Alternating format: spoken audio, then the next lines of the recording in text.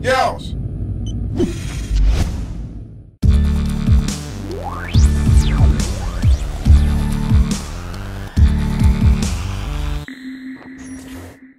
What's good, YouTube? NappyBoy92 here, back again, once again, and today, I'm going to be guest commentating a Pokemon Black and White 2 Wi-Fi battle for you guys on Elena's channel between herself and MattslpAdventures. Make sure you check out his channel below. His link will be in the description. Now, I am somewhat new to Wi-Fi battles myself, so I may not be up to date on all of the technical terms, but either way, this should be a ton of fun, so let's go ahead and get started. We're going to go ahead and get started. The battle has begun. It should be interesting to see who both teams use as their starting Pokemon to lead this battle. Matt is going to go ahead and throw out his Ambipom, and Elena is going to lead with her Bronzong as well. Interesting because you don't see either one of these Pokemon that often. You know, you don't see them every single day. They're not normal Pokemon that you run into, especially Ambipom. But either way, Ambipom's going to lead with a Fake Out. Fake Out is known to cause your opponent to flinch, as it did to Bronzong, but no worries. Bronzong does have his leftovers to restore some of that health. It's unfortunate because Elena couldn't get that initial attack off because of Fake Out, but I don't think she's going to be too worried about that. As you see, she uses Stealth Rock. She's really planning ahead in this battle. Not necessarily trying to hit Ambipom hard right now, but rather plan for the next Pokemon and the Pokemon after that, because Stealth Rock does do damage to any Pokemon that switches onto the field. Now, Ambipom's going to go ahead and use a series of returns here. Again, just trying to whittle down the high defense that Bronzong has, but no worries again as Bronzong hits back hard with a Zen Headbutt, which is actually rather effective, taking away more than half of Ambipom's health and still just chugging along hard with that leftovers there, restoring that health here and there. Ambipom's going to continue to whittle away at Bronzong's health with another return, but at the end of the day, I do believe Bronzong says he's had enough of that, and Elena just uses an Iron Head to just poop all over that Amp. Anyways, moving on, Bronzong is the victor in that initial matchup. Matthew's going to go ahead and send out a Typhlosion. Decent amount of damage is taken away from Typhlosion's health initially from that Stealth Rock, and Elena withdraws that Bronzong and sends out Vaporeon. Obvious victor in this matchup. Typhlosion uses Eruption, a very strong fire attack, which could have dealt some decent damage to Bronzong, but instead it does very little to the water type Vaporeon. Of course, in this matchup, Vaporeon does have the type advantage, and knowing that, Matthew goes ahead and withdraws his Typhlosion and sends out his Angry Bat. Angry Bat is Crobat, as you all can see. Stealth Rock again digs into Crobat's health initially. Muddy Water from Vaporeon, again, similar to Eruption from earlier, would have dealt a lot of damage to Typhlosion, possibly knocking him out all the way, but Angry Bat does withstand the hit, not knocking him out all the way. He does withstand the hit, and his Black Sludge restores some health, as well as Vaporeon appears to be using leftovers as well.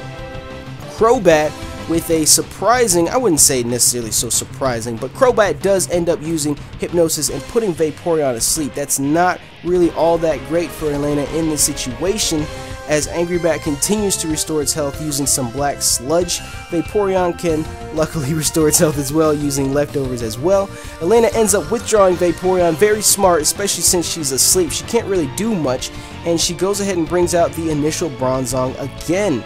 Bronzong withstands the first Air Cutter attack from Angry Bat. Angry Bat, aka Crobat. It's going to be a little difficult for me to jump back and forth between the two of them, but it doesn't really do all that much damage. Crobat leading again with a U-turn. It's just, Bronzong is just that defensive beast, just that powerhouse, just taking hit after hit after hit. So knowing that, Matthew goes ahead, withdraws his Crobat, and pulls out a shiny Dragonite. Interesting to see. Dragonite's easily one of my top 5 favorite Pokemon, so I'm happy to see him in this battle here. It is a shiny Dragonite. As you can see, the skin is green, the wings are pink. It's nice to see that in the Wi-Fi battle every once in a while.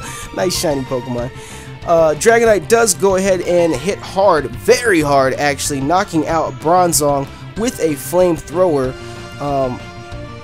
It's caught me off guard, to be honest. Bronzong is out of the battle completely right now. Elena's gonna go ahead and whip out a Zeep Striker. Keep in mind, Vaporeon is still asleep at this point. Zeep Striker is gonna go ahead and use a Hidden Power. Hidden Power is always one of those moves that I was never really all that fond of, but either way, it does go ahead and pull the clutch for Elena and Yeousch Striker in this situation, knocking out the shiny Dragonite. Bye-bye, Dragonite, you're still one of my favorites out there. Anyways, Matthew rebuttals really fast with a Cinccino. Cinccino again takes damage from Stealth Rock. Stealth Rock was an incredibly smart move from Elena to start the battle off with that Bronzong, which fortunately is no longer with us. But still, it was an incredibly smart move to go ahead and use, because it's gonna damage and just whittle down that health for every new Pokemon that Matthew pulls out.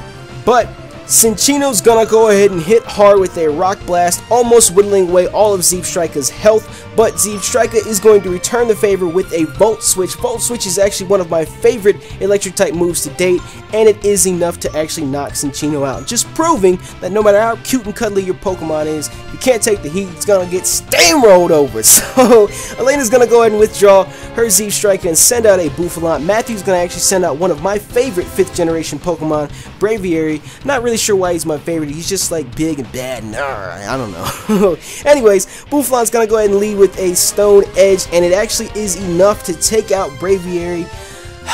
Gotta eat my own words. I love Braviary, but he just couldn't take the heat in that situation. So, anyways, Elena's gonna come out on top in that one as well. Bouffalant's gonna take a little bit of hit to his HP, and we see Crobat return once again, and he takes damage for the second time actually from that Stone Edge that Elena set up again initially in the beginning of the battle. Crobat is, however, just chilling in the red zone. That Black Sludge, though, has played in his favor a lot, coupled with that speed as well. Black Sludge pulls Crobat out of the red zone. That speed again comes into play here with that Air Cutter. Yeousch Striker actually flinches and can't move, and again, I feel like I've said Black Sludge 900 times already, but you see the Black Sludge again there restoring some of his health. Unfortunately for Yeousch Striker, the speed behind Crobat and his Air Slash was just too much, and Yeousch Striker's not even in the red zone anymore. He's just flat out on his ass. Anyways, Crobat's going to restore a little bit more HP using his Black Sludge, and here we have it, people. The pinnacle of perfection right here. My favorite Pokemon of all time. Alana used it especially just for me. Gengar. Don't ask me why I love Gengar. He's purple. I love purple. He's just like that little dude that you always want by your side. So anyways, Gengar is on the field. Matt's going to go ahead and withdraw his Crobat and send out a Typhlosion, which is not the world's greatest thing for Gengar. I hope Gengar can pull through on this one. Gengar uses a Thunderbolt and almost takes out that Typhlosion. Typhlosion is still hanging in there, just barely in the red zone. Typhlosion's going to go ahead and use a Flamethrower and take out my precious Gengar. It brings a tear to my eye to see Gengar go like that, but I was happy that he was involved in the video to begin with. Lana's going to go ahead and send out her Bouffalant as we saw from before. Typhlosion's going to lead with another Flamethrower. Can he get the same luck from Gengar as he did on Bouffalant? Not quite. It wasn't enough to actually knock out Bouffalant, but it did take away a nice chunk of health from him. Bouffalant does, however, take out Typhlosion. Typhlosion is now eliminated from this equation. Matthew's going to send out his Crobat yet again. It's like Crobat is just hanging in there just barely. He's chilling in the red zone again. The speed behind him as well, you've seen it before, but the speed's going to play in his favor as well, again with an Air Slash, taking out Bouffalant, similar to the way they took out Yeousch Striker once more, and he heals himself again using that Black Sludge. Crobat is definitely the rock of Matthew's team in this situation, but Alana's going to go ahead and send out her Altaria, and Air Slash just wasn't enough this time around. Altaria is going to ultimately wrap up this battle with a Dragon Claw.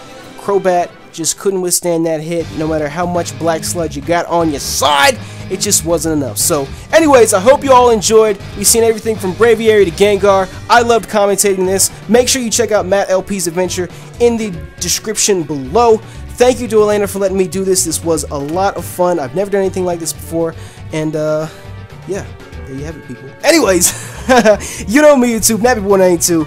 I'm out.